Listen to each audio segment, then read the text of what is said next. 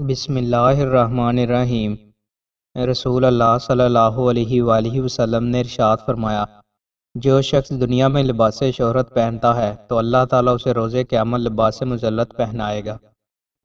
رسول اللہ صلی اللہ علیہ وآلہ وسلم نے ارشاد فرمایا، تمہاری دشمن کے خلاف مدد کی جائے گی، تم مال غنیمت حاصل کرو گے، تم بہت سے ملک فتح کرو گے۔ تم میں سے جو شخص یہ مذکورہ چیزیں پا لے تو وہ اللہ سے ڈرے، نیکی کا حکم کرے اور برائی سے منع کرے۔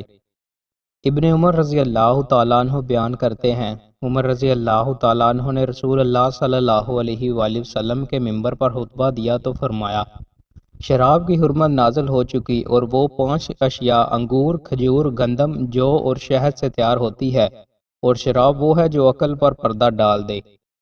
رسول اللہ صلی اللہ علیہ وآلہ وسلم نے ارشاد فرمایا، اللہ جس شخص کو مال عطا فرمائے اور پھر وہ شخص اس کی زکوٰۃ ادا نہ کرے تو روز قیامت اس کے مال کو گنجے اژدہا کی صورت میں بنا دیا جائے گا، اس کی آنکھوں پر 2 نقطے ہوں گے، اس کو اس کے گلے کا ہار بنا دیا جائے گا، پھر وہ اسے جبڑوں سے پکڑ کر کہے گا، میں تیرا مال ہوں، میں تیرا خزانہ ہوں۔ پھر آپ نے یہ آیت تلاوت فرمائی، ترجمہ، جو لوگ بخل کرتے ہیں وہ یہ خیال نہ کریں۔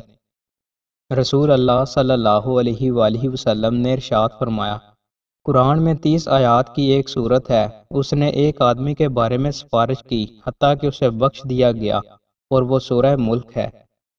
رسول اللہ صلی اللہ علیہ وآلہ وسلم نے ارشاد فرمایا، جو شخص مسجد بناتا ہے تاکہ اس میں اللہ کا ذکر کیا جائے تو اس کے لیے جنت میں گھر بنا دیا جاتا ہے۔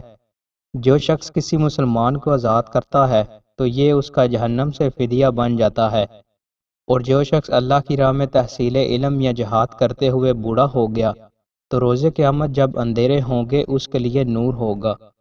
رسول اللہ صلی اللہ علیہ وآلہ وسلم نے ارشاد فرمایا، مسلمان 3 چیزوں پانی، گھاس اور آگ میں حصہ دار ہیں۔